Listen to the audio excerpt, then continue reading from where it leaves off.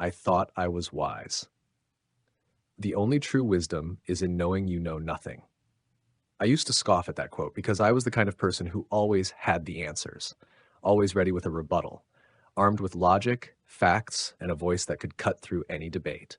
I graduated with honors, read more books than I could count. I had degrees, awards, a respectable job title. People asked, I answered. They listened, I taught. Until that day. A gloomy fall afternoon, the sun barely pierced the clouds. I sat in my office, my Employee of the Year trophy still gleaming on the shelf. Then the phone rang. It was my mother. Her voice was trembling. Son, your father. He didn't recognize me today. I didn't respond. In that moment, everything I thought I knew disappeared. My logic? Gone. My knowledge? Useless. My confidence? Shattered. I was the man who always knew everything. And suddenly, I knew nothing. It was then that I remembered Socrates' words. Wisdom is knowing you know nothing. Not a phrase of self-deprecation, not humility for humility's sake. It was a revelation. All this time, I had mistaken information for understanding. I could analyze human behavior, but I didn't know how to sit quietly beside someone in pain. I could define grief, but I had never truly felt it. I could quote philosophers, but I didn't even understand my own soul. And I ask you now, have you ever felt like that? Have you ever walked through life with a head full of knowledge, only to be stopped cold by something that no textbook prepared you for? A loss, a betrayal, a moment so raw and unexpected that it strips you of every illusion of certainty? If so, you may be closer to true wisdom than you've ever been. Because wisdom doesn't begin with answers, it begins with surrender, with the terrifying, beautiful realization that we don't know as much as we think we do. And in that surrender, in that space of unknowing, God, truth, and life itself begin to speak. So stay with me. Don't just listen. Feel this story. Because what I'm about to share is not a lecture. It's a confession, a journey, a moment when everything I believed was torn apart so that something deeper could be rebuilt in its place.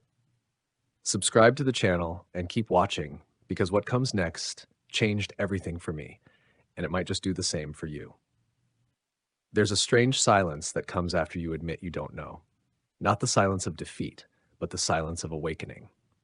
That was me, sitting by my father's bedside days after the phone call. He looked at me, eyes blank, then whispered, "You remind me of someone, but I can't place the name." I smiled, pretended it didn't hurt, but inside, I was breaking.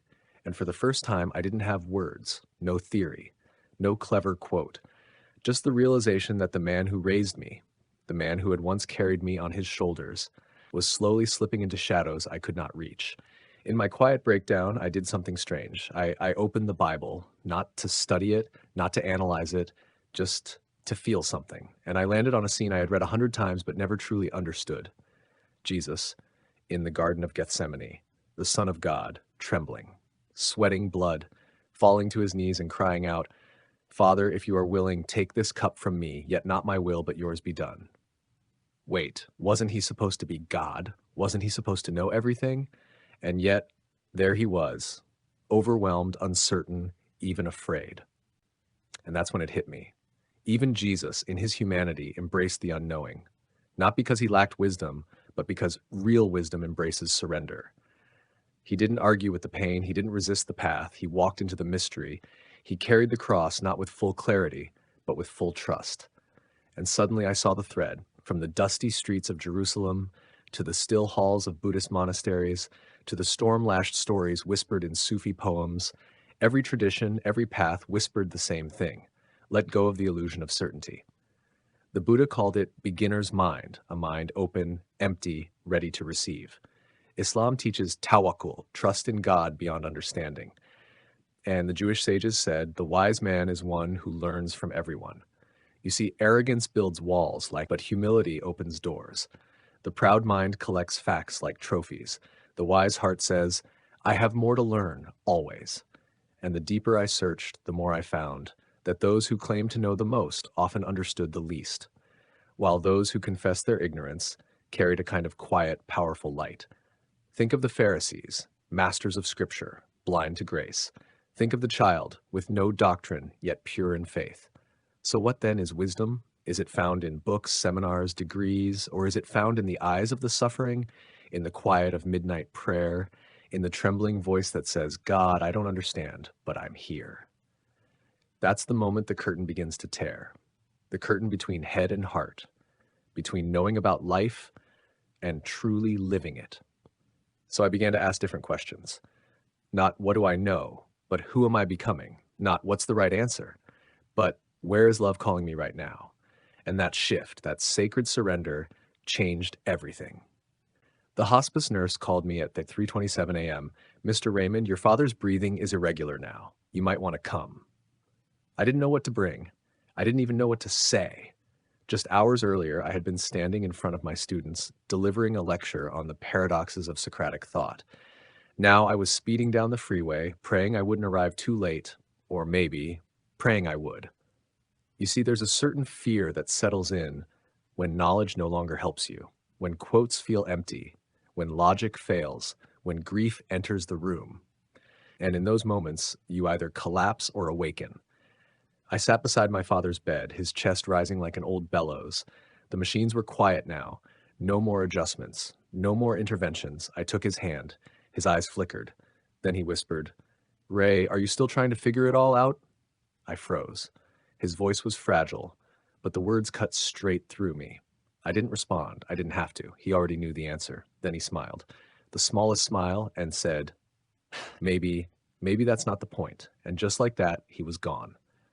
I wept like a child, not because I was lost, but because for the first time, I didn't need to be found. For the first time in my life, I didn't crave certainty. I craved presence. I craved connection. I craved the mystery of love that doesn't need to be explained. A few weeks later, I returned to my lecture hall, but I didn't lecture. I told them this story about the death of knowledge and the birth of wisdom. I told them that the Socratic quote we had all studied, dissected, even debated, was never meant to be a concept. It was meant to be lived. The only true wisdom is in knowing you know nothing. It's not a confession of ignorance. It's an invitation to humility, to curiosity, to love. The real wise ones, they're not loud. They're not always right. They don't win every argument. They sit with you in silence when your heart is breaking. They hold your hand when you're scared. They cry with you, laugh with you. And when you ask them for answers, they might simply say, I don't know, but I'm here. You see, wisdom isn't a weapon. It's not a throne. It's not an achievement. It's a journey, one that begins the moment we stop pretending to know and start choosing to love.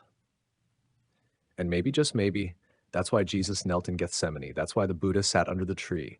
That's why Muhammad wept in his cave. That's why Socrates drank the hemlock, not with anger, but with peace, because they all knew something that terrifies most of us. It's okay not to know. It's holy, even.